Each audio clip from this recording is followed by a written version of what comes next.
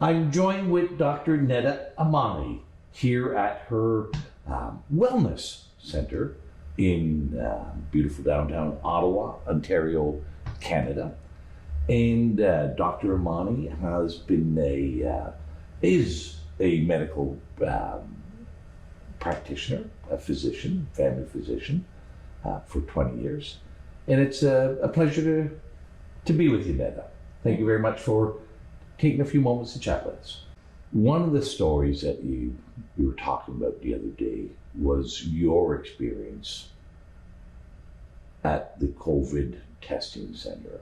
And this was, to me, it was one of the most profound and powerful stories because it talked about something that I think all parents should understand, all grandparents should understand, all teachers should understand. I think everybody should understand what is happening and what are the impacts that are happening to our children. And when I say that, I say to our children, it also means to our future when we talk about our children. So maybe if you just relay a little bit of that story, Dr. Amani.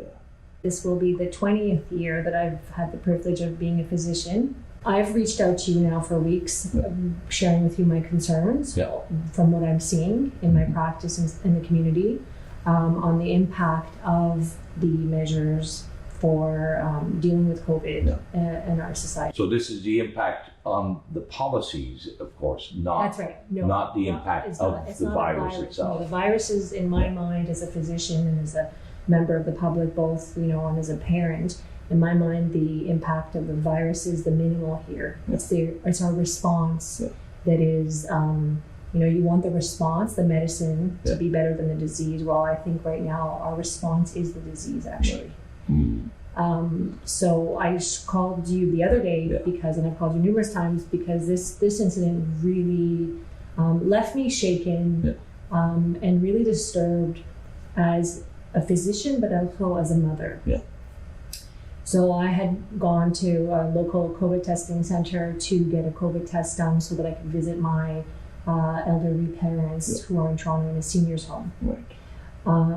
And waiting in line, I was there, and I saw a mom with a young boy who was trying, the mother was trying to, I was in front of them, the mother was trying to reassure her son, and she kept saying, it's going to be okay, it's okay, sweetie, it's going to be okay. And this boy was just besides himself. He had a look of terror, really, really upset. And so I turned around and I said, it's okay, so you're going to be okay, so what's going on? So I asked the mom, and I'm the kind of person who will speak to people, anywhere. If I can make people happier, more calmer, wherever I am, I try to do it. So the mother basically said to me, well, he's okay, he's well. And the boy, other than the fact that he was in terror, looked fine. And she said, but we're here because he just had the sniffles. And so I told the school, and they said, well, you need to call your doctor. And I called the doctor, and the doctor said, just to be safe, you need to go and get a COVID test. And for him to come back to school, or he would have to quarantine for 2 weeks. So here's the interesting thing when you say that story, Dr. Amani. We're telling that young child that there is a danger, a significant danger every day in their lives. Every day when they go to school, you have to be masked up. You can't be too close to your friends. That's a danger as well. You can't be at the playground. That's a danger. And now we're also telling that child that you have to go get tested to see if you're not the danger, or and is your life in peril and this was because sniffles. And his questions around, what's this test going to be? How am I going to do? So he was really worried. So I started talking to the mom, and she's like, well, he's really worried about this test, and I keep reassuring him. And so the first thing I had to do was, because I had the test once before, I said to him, it's okay, sweetheart, you're going to be okay. I've had the test. It is not comfortable, because it's not comfortable, but you're going to be okay. But the mother couldn't console him. Yeah. So I just kind of paused and let them be. And I was feeling really the angst of this mother and son. Yeah. Because they were in this situation where so I asked him, what grade are you in? He's in grade 6. Yeah. So grade 6 already, with the reduction of the time that they're in person, Yeah. right?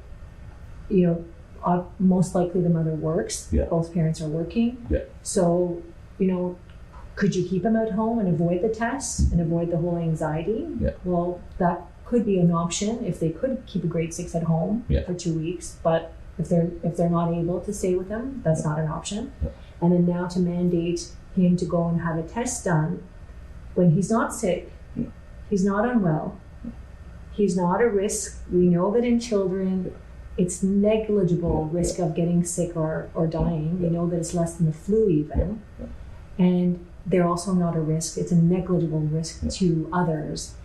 It was just a really, really unfathomable situation that why are we putting this family and this small child in this situation? So as we were talking, I was called to go forward, so I couldn't continue my discussion with them, and to go forward to register. And then I went into the bigger room where there's seats, social distancing, and everyone was sitting.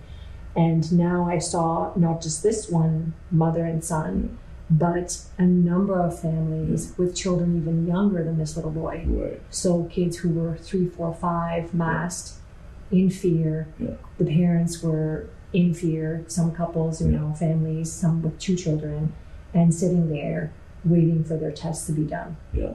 We know young kids. And we know I've had children. I have children. I know that they're going to get, right? So are we asking parents to go and sit up in a lineup? So then when I came to the big room.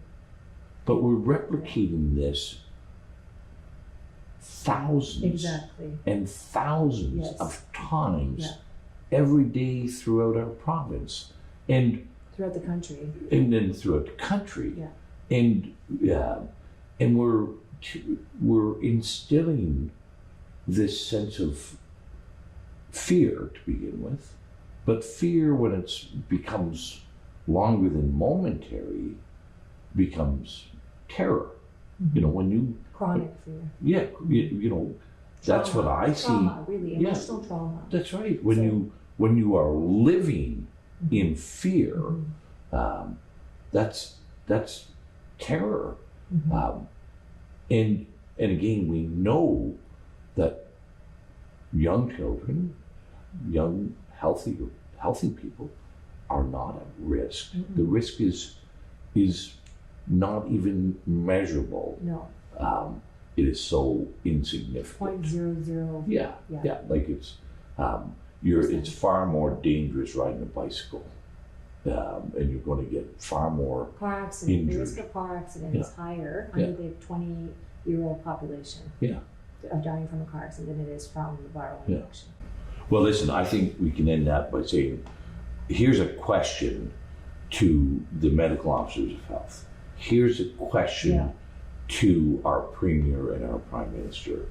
And here's a question to our teachers and our school boards. But more importantly, here's a question to every parent. You know, is this what we ought to be doing to our children? And can we justify, or I would say, how can we justify putting children into a state of fear and terror in a situation where there is no measurable risk? That's right.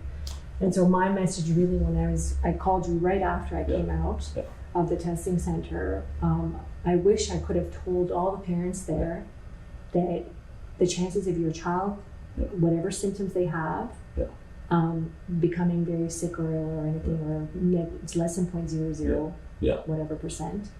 And if there's any way that they could avoid going to get that test done until this is a requirement, to avoid it.